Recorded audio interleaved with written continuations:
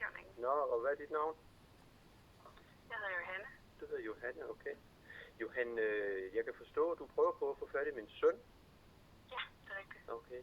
Og hvad er så bekymringen i dag? Hvem skal I tæske til halvt døde i dag? Vi har ikke tænkt os at tæske nogen. I skal sådan set bare informere ham om nogle ting. Okay, men det gjorde I jo i går i forhold til vores datter og bortført hende. Så hvad er agendaen med vores søn i dag? Skal jeg forvente, der kommer 12-14 betjent igen i dag, så jeg skal brække arm endnu en gang, eller hvad skal der ske i dag? Nej, det tænker jeg ikke. Nå, okay. Jeg skal sådan set bare Nej, men så er jeg simpelthen så tryg. Du siger, at jeg ikke bliver overfaldet i dag. Tusind tak for oplysningen. Ja. Jeg fortæller dig lige i forhold til den sag i går, at der ligger et brev på borgmesterkontoret i forhold til løsladelsen af vores datter, som I bortførte i går. Og I har til klokken 14 til at løslade hende. Det tror jeg, er du informeret om det? Ja, jeg har læst det. Og I ved godt, det koster 10 millioner euro per dag, I har bortført hende. At det koster 10 millioner euro per dag, I har bortført hende. At det koster 10 millioner euro per dag, I har bortført hende. Okay, nu har du fået vidt 3 gange. Fint. Ja, det siger du jo. Ja, det er rigtigt. Og hvad er så status på den? Har I tænkt jer at løslade? Jeg kan ikke give dig nogen status på. Jeg tænker ignorere det, eller hvad? Jeg kan ikke give dig nogen status på det på nuværende tidspunkt. Nå, det kan du ikke, okay. Nå, men hvordan kommer vi videre herfra? Jeg tænker, at du skal afvente den afgørelse, der kommer i jeres e-boks. Vi har ikke e-boks. Hvad vil du gøre ved det? Nej, så skal vi nok få sendt det ud til jer på en eller anden måde. Hvordan det? Med 12-14 betjent igen, eller hvad? Og tvangslæsning, eller hvad bruger I af metoder der? Nej, det tænker jeg ikke, vi kommer til. Okay, hvad jeg tænker, I skal nok få det. Altså, nu er det sådan en rimelig traumatisk oplevelse at blive gennemprylet for ikke at have gjort noget forkert i sit eget hjem og få smadret sit hus på baggrund af noget, som slet ikke handler om det handler om, bare fordi vi lige skulle sættes på plads. Det er jo ikke noget, vi synes er særlig rart, så det er jo rart at vide, hvad jeres agenda er. Så hvis du lige vil være sød og oplyse, hvem der kommer og afleverer det. Bruger I rockeren, eller bruger I politiet, eller hvad bruger I til sådan en opgave? Jeg tænker, at vi finder ud af, hvordan vi kommer og afleverer det. Det vil jeg gerne vide, hvordan, så jeg ved, hvem jeg skal modtage her, hvordan jeg skal modtage det. Om jeg skal kaste mig ned på gulvet og råbe, jeg overgiver mig, eller hvordan jeg skal klare det her.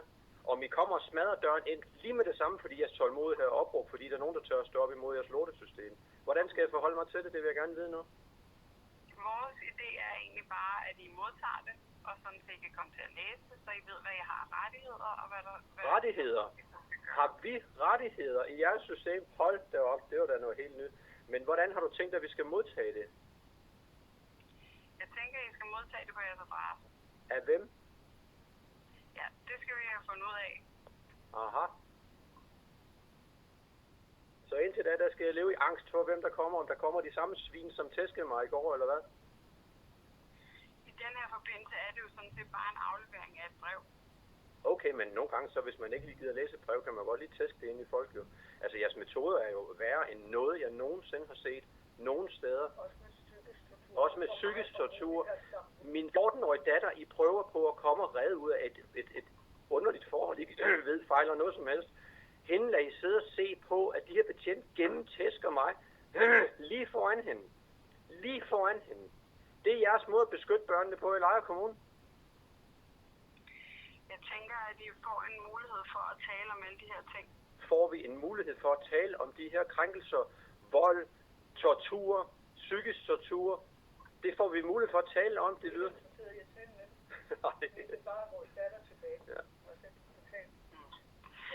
Jeg er sådan set ikke, jeg tænker ikke, vi skal snakke mere sammen lige nu. Nej.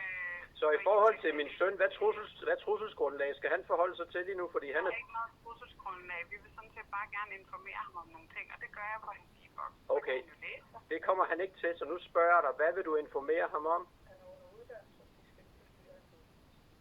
Er det fordi vi ødelægger hans uddannelse? Er det det mål der? Nej, det tænker jeg ikke, vi vil. Du har godt nok en... Vi vil informere ham om vores bekymringsniveau, det bekymringsniveau, vi også fik i går. Okay, så vil vi informere ham om den afgørelse, vi har taget, og at han kan, hvad han har muligheder, og om det møde, der nu kommer til at foregå i forhold til det børne- og ungeudvalg, vi også bliver inviteret til at deltage i. Okay. Så det du egentlig siger, det er, at du er i gang med at tvangsfjerne et 17,5-årigt barn. Er det det, du lige har sagt til mig? Nej, det har jeg ikke sagt til dig. Så når du siger, at du mener, at det miljø, der er i det hus her, det er et miljø, der ikke er godt for børn, så er det på grund af, at I sender 12 betjente ind og tæske undertegnet lige foran næsen på et 14-årigt barn. Er det det miljø, I mener, man ikke kan have et barn i? Ole, prøv at høre, hvad jeg fortæller dig. Nu er du velkommen. Du er velkommen til at skrive klage. Du er velkommen til at indgive en klage omkring det. Jamen, det er jo ikke sikkert, at jeg når klagen, I slår mig ihjel. Hvad skal jeg så gøre?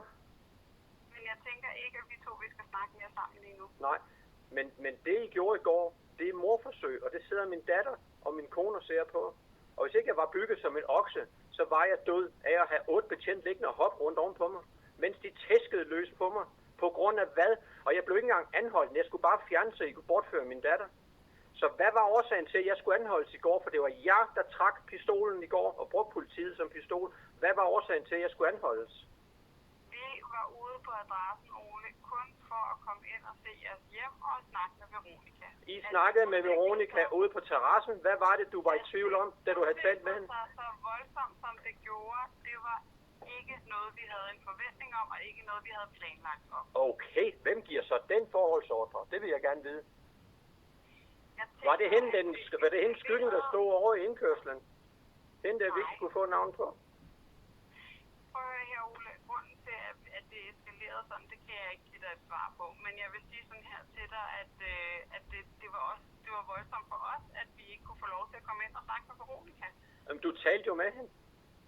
Nej, det gjorde vi ikke. Vi stod og råbte til hinanden, og halvdelen af tingene kunne hun ikke høre. Så hun hørte hvad det ord, jeg sagde, og det passer ikke, det du siger der. Hun tilbød, I kunne tale med hende, hvor vi gik ind, så I kunne få jeres bekymring væk. Men det her, det handler ikke om noget, for I havde truffet afgørelsen om at tvangsfjerne hende, inden I kom. Indrøm det. Det havde I. Hvorfor kommer I så med 2 betjente? Hvorfor kommer I med 2 betjente? Fordi vi vurderede, at der ville være brug for, at vi havde støtte ved siden af os. Okay.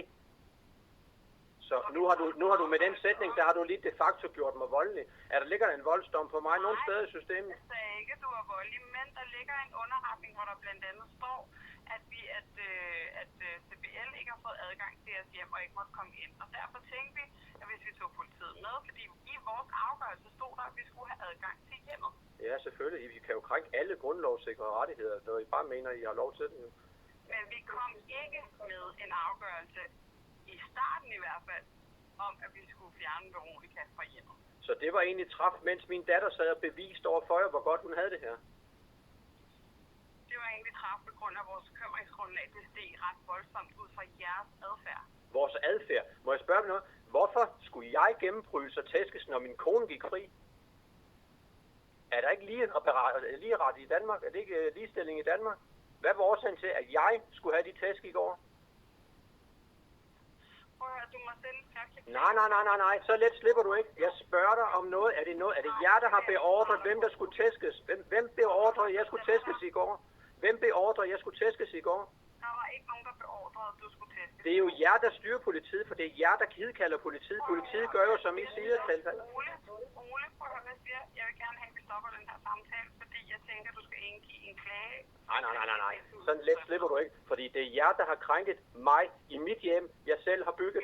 Foran min 14-årige datter har I lavet et traume, I aldrig kan fjerne ud af hende igen. I har skabt et traume i min datters sind, I aldrig kan fjerne igen. Det er du direkte ansvarlig for. Hvad siger du dit navn er igen? Jeg skal lige have det gentaget, så jeg er sikker på, at jeg har det. Prøv at høre, hvad jeg siger, Ole. Hvad er dit navn igen? Jeg noterer her i sagen, at du henvender dig, fordi du er utilfreds med de ting, der er foregået i går. Jeg skriver, at du indgiver en klage om... Nej, det har jeg ikke. Jeg har ikke sagt noget, om jeg vil klage over jer. Det har jeg da ikke sagt. Hvad skulle det nytte at klage over jer? Så får jeg jo bare tæsk. Så får jeg jo tæsk igen, jo. Mere ud af det, jo. Nå. Jeg beder dig bare om at svare på, hvem giver forholdsordren, at I skal ind, som om, at der er livsfare på spil hen. Hvem giver den ordre? Der er belæg for, at i serviceloven der bliver truffet en afgørelse. Nej. Fordi du havde talt med min datter, så det der, du siger, det passer ikke. Det du siger, passer ikke. Du havde kigget ind. I havde kigget ind af vinduerne. Prøv at høre, hvad jeg siger. I har fået den afgørelse, og det må I læse igennem. Okay? Hvad for en afgørelse? Nu tænker jeg ikke, vi skal snakke mere sammen nu. Hvad for en afgørelse? Stine fik afgørelserne i går, inden vi gik. Du har lige sagt, at I ikke havde truffet afgørelsen. Så skrev du den og printede den ud, mens du stod på vores adresse? Adgang til hjemmet havde vi truffet afgørelse om, og den gav vi til Christine, inden vi gik. Så da Christine viser, at alt er godt her, Veronica siger, at hun har det godt, der træffer I en afgørelse om, at hun ikke kan være i det her hjem, sit eget hjem, og hun har det perfekt, fordi I har munket beslutning om, at vi skal fjerne Veronica fra hjemmet. På baggrund af hvad? På baggrund af vores bekymringsniveau, som kun er steget af den adfærd, som I havde hele dagen. Okay, og den eskalerede rigtig meget der til sidst, ikke op, hvor vi blev overfaldet. Og I sidder og traumebygger op inde i min kone og min 14-årige datters sind for evigt. Ole, jeg synes ikke, vi skal snakke sammen. Nej. Jeg tænker ikke, vi har så meget mere at sige. Nej. Jeg synes, vi kører lidt rundt i ringen. Ja, men nu har jeg afleveret, at I udleverer min datter inden kl. 14 i dag. Det er sagt til jer, I krænker levende mennesker. Vi er ikke personer, vi er levende mennesker. Det er en gigafejl, du har gang i lige nu. Og hvad er dit navn igen? Jeg skal lige have det gentaget. Men Ole, hvad sker der egentlig, hvis vi ikke udleverer hende kl. 14 i dag? Det er jo det, du selv finder ud af, jo. Okay. Ikke? Hvad skal det betyde? Jamen, det vil jeg gerne have, at du uddyber, faktisk. Nå, ja, for du vil rigtig gerne have, at jeg kommer med en eller anden trussel, så du kan sende 45 betjent næste gang. Jeg tror ikke dig på nogen som helst måde. Jeg vil bare gerne høre, hvad det er, jeg siger bare, der bliver lavet nogle tiltag mod kommunen og de ansatte i kommunen. Det har ikke noget med vold at gøre. Det har ikke noget at gøre med, at man kommer og tæsker jer, eller finder ud af, hvor I bor, eller noget som helst. Intet af det har det med at gøre. Men I kender prisen. Det her, det er økonomi. I arbejder for at gøre det her. Det handler kun om økonomi. Vi slår tilbage med økonomi. Så nu har du nøgleordet. Økonomi er det, der bliver slået tilbage med. Og det har jeg oplyst jer om, hvad det kostede at gå ind på vores grund i går. Og det sked I højt og flot på alle sammen. Og du må meget gerne skrive en liste over de ansatte i jeres kommune med navns, nævnelse, personnummer og adresser, så vi har dem, når vi skal stævne jer alle sammen, en for en. Det vil jeg gerne bede om, du sender til mig i det brev, som du kommer ud og afleverer med en eller anden rockerpræsident i dag. Det kommer jeg ikke til at gøre. Jamen, jeg anmoder om at få navnene, så skal du da give mig det. Du må godt få navnene, men du får ikke CPR-nummer af muligt. Så giv mig navnene med det samme. Men hvad er navnene? Jeg hedder Johanne. Og hvad mere? Og Sally var der i går. Christine var der i går. Og Karina. Ja, jeg skal jo have efternavnet. Det tænker jeg er rigeligt lige nu. Du behøver ikke vores efternavn også. Okay, så jeg kan jo ikke identificere en Karina i kommunen, og der er 3 eller 4 Karinaer. Du kan få at vide, at hun er vores afdelingsleder til børne- og ungeudvalg. Okay. Til børne- og ungerådgivning. Og dit eget efternavn, hvad er det? Ja, men ved du hvad, Ole, jeg tænker ikke, at vi skal snakke sammen mere nu. Nej. Og så må vi jo se, om I kommer til de her møder, som vi har indkaldt jer til, ikke også? Det vil jeg i hvert fald anbefale jer at gøre. Ellers hvad? Så får vi den samme tur en gang til, eller hvad? Nej, fordi vi rigtig gerne vil have et samarbejde. Må jeg lige lov at sige noget? Nu har du jo set vores hjem. Hvad kan du så bekymre dig for med vores søn? Vi vil rigtig gerne samarbejde med at møde op til de her møder. Jamen, I svarer ikke på det. Det har Christine stået helt ude i hovedet på dig i går, ved jeg. Da jeg lå inde på et hospitalseng. Så det passer ikke.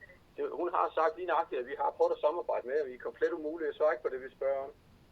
Okay. Nej? Okay. Du må have en rigtig god weekend. Så jeg skal lige spørge, har I tænkt jer at løslade min datter? Det kan jeg ikke svare dig på. Det vil du ikke svare på. Hvem er det, der træffer den? Er det en dommer, der træffer den afgørelse her, eller er det bare en eller anden tilfældig ansat i kommunen? Nej, det er selvfølgelig en dommer, der sidder og har truffet afgørelse om det her. Sidder der en dommer og træffer afgørelse om en tvangsfjernelse, uden at han hører vores holdning til det her?